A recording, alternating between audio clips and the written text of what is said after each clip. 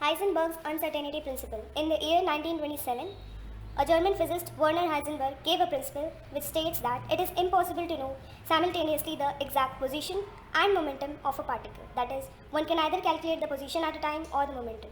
Mathematically, we can state it as delta x dot delta px is greater than or equal to h cross upon 2, where h cross stands as h upon 2 pi and h is Planck's constant.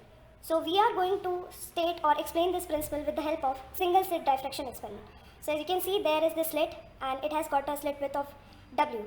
As you see, when the electron beam hits this slit, there is formation of fringe pattern on the screen opposite to the slit and it is kept at a distance d. So there will be these wobbly curves formation on the on the screen in the form of fringe pattern. What we can expect is that 50% of the rays hit the screen at this angle and rest of go here, it can be here or anywhere.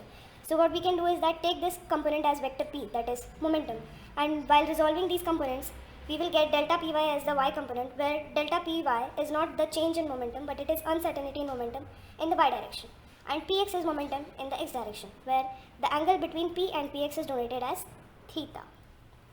Now we know for dark fringes we have that mathematical relation d times sine theta is equals to lambda.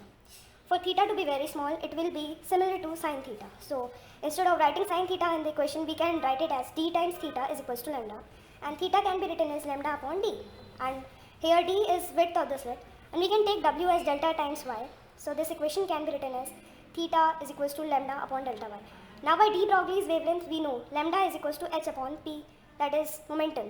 So we can take this equation as equation number 2 and write it as lambda is equals to h upon px. Continuing the derivation, we have lambda is equals to h upon px, that is equation 2, and theta is equals to lambda upon delta y, that is equation 1. Now comparing these two equations, we get theta is equals to lambda upon delta y is equals to delta py upon px. We can take this as equation 3. Now arranging equation 2, we get px is equals to h upon lambda. We can take this as equation 4. Now substitute equation 4 in 3. So we get theta is equals to lambda upon delta y is equals to delta py times lambda upon h, where lambda gets cancelled. So we get delta py upon h is equals to 1 upon delta y. On rearranging all these equations, we get delta py times delta y is equals to h. Now here comes the uncertainty principle, which is not exactly the same. So we can rewrite it as delta py times delta y is greater than or equal to h cross upon 2, where h cross is h upon 2 pi. And it can be rewritten as delta py times delta y is greater than h upon 4 pi, which is the final Heisenberg's uncertainty principle.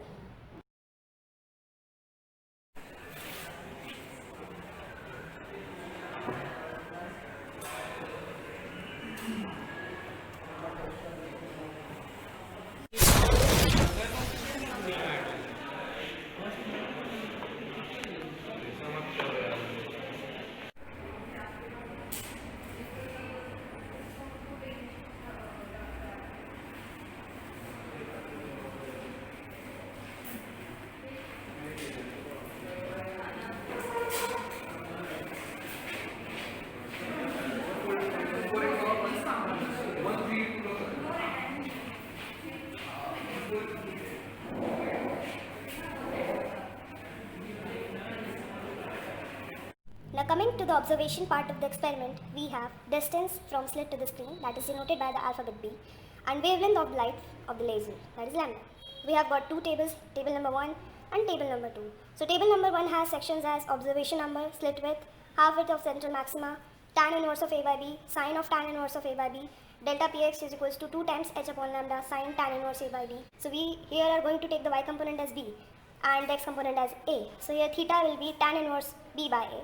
Denote this equation as equation number 2, and again changing the components, we will have y as Vy and x component as Vx. So here sin theta will be written as Vx upon c. So this equation can be rearranged and can be written as c sin theta is equals to Vx. mc sin theta is equals to m times Vx. Mvx can be written as Px, and we interpret Px, that will be equal to delta Px. Now rearranging the equations again, delta Px is equals to mc sin theta. By de Broglie equation, we can write mc as h upon lambda. So this equation will be delta px is equals to h upon lambda sine of tan inverse b by a, where tan inverse b by a comes from here, that is theta as well. Now wondering why we have multiplied here 2 times the equation number 4. So if you remember, we are only taking the half of the central maxima and it has both come on both the sides. So that can be written as delta px is equals to 2 times h upon lambda sine of tan inverse b by a. That's it.